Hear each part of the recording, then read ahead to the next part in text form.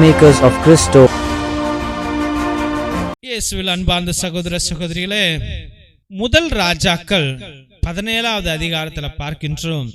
எலியா காகங்களால் போஷிக்கப்பட்டார். எலியா இறைவாக்கினர், மகா சக்தி உடையவர்.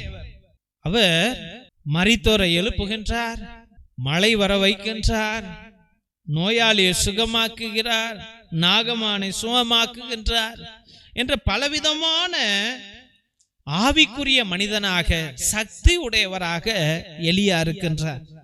தெய்வ பிள்ளைகளே, இந்த சக்தி எல்லாம் இந்த இறைவாக்கினர்களுக்கு எப்படி வந்துச்சுன்னா, எல்லாத்தையும் துறந்துட்டு எதுவுமே வேணாண்டா, இந்த உலகத்துல இந்த சொத்துக்களே இந்த பணங்களே வேணாம், கடவுள் இருந்தால் போதும், நான் தெய்வ சக்தி என்று உணர்ந்த பிள்ளைகள், அந்த பிள்ளைகள் தான் துறவிகள்.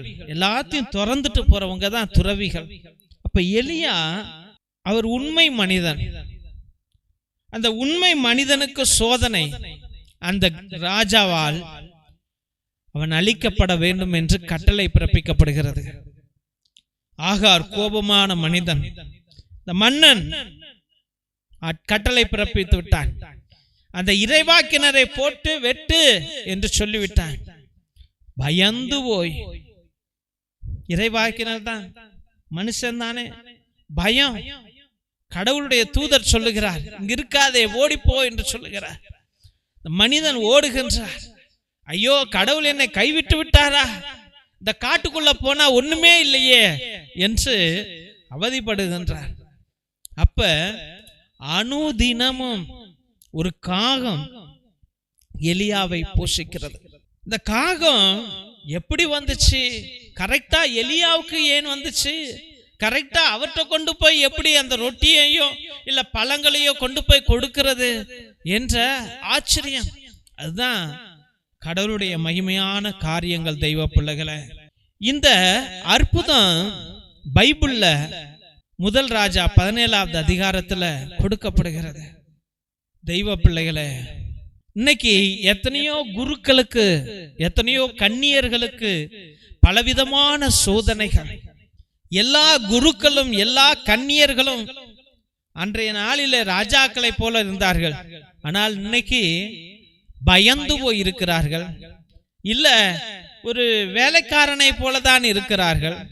ஏனென்றால் மக்கள் மத்தியிலே இறைவனை பற்றி கொள்வது இல்லாமல் இன்னைக்கு ஜாதிய, இது நம்ம ஜாதி சாமியாரு, இது அந்த ஜாதி சாமியாரு, ஐயோ அது நம்ம ஆளு இல்ல, ஐயோ இந்த சிஸ்டர் நம்ம ஆளு இல்ல, அப்படி என்று கேள்விப்படுகையில எவ்வளவு மன வருத்தங்கள். தெய்வ பிள்ளைகளை, இறைவன் தேர்ந்தெடுத்தார் அந்த பிள்ளைகளை, ஜாதியின் நிமித்தம் அல்ல, அவருடைய பரிசுத்த கரங்களின் நிமித்தம், அவருடைய ஜெபங்களின் நிமித்தம் தேவன் அவர்களை கர்ப்பப்பையிலேயே உருவாக்குகிறார். அப்ப மனிதன், எலியாவுக்கு பலவிதமான சீடர்கள் இருந்தார்கள்.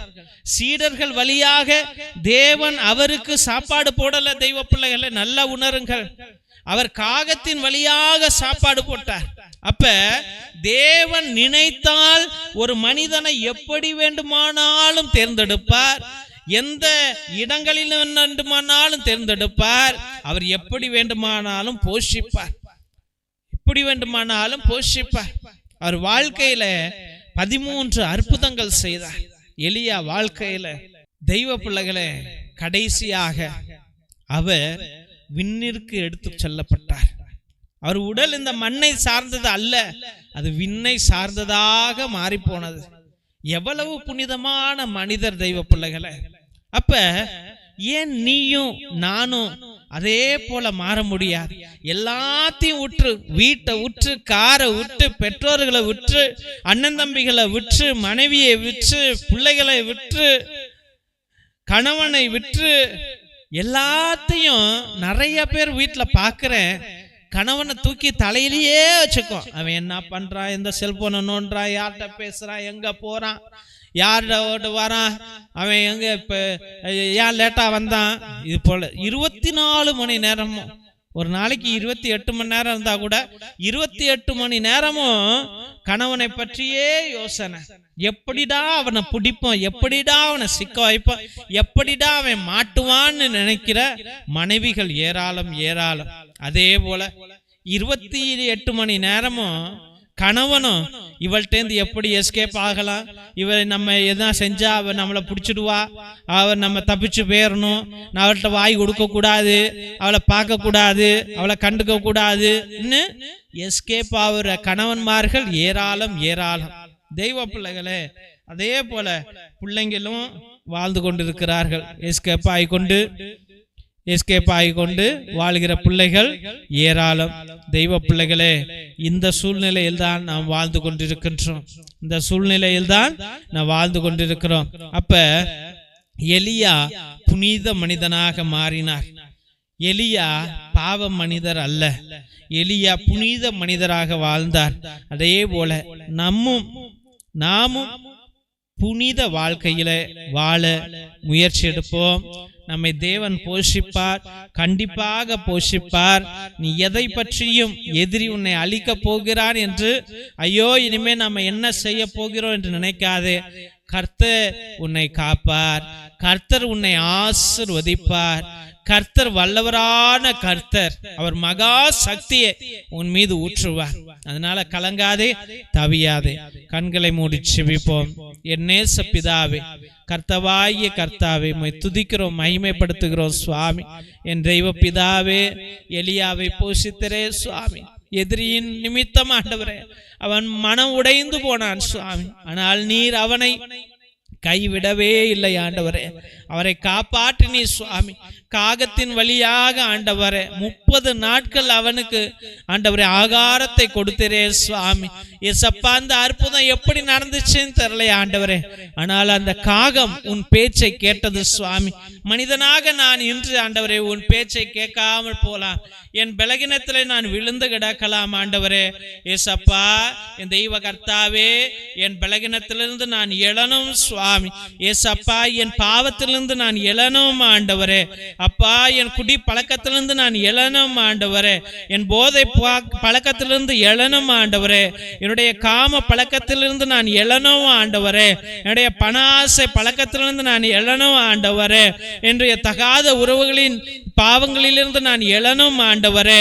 அப்பா, என் தோல்வியிலிருந்து எழணும் ஆண்டவரே. என் பயத்திலிருந்து நான் எழணும் ஆண்டவரே. என் தெய்வ கர்த்தாவே, என் பிரச்சனையிலிருந்து நான் எழணும் ஆண்டவரே.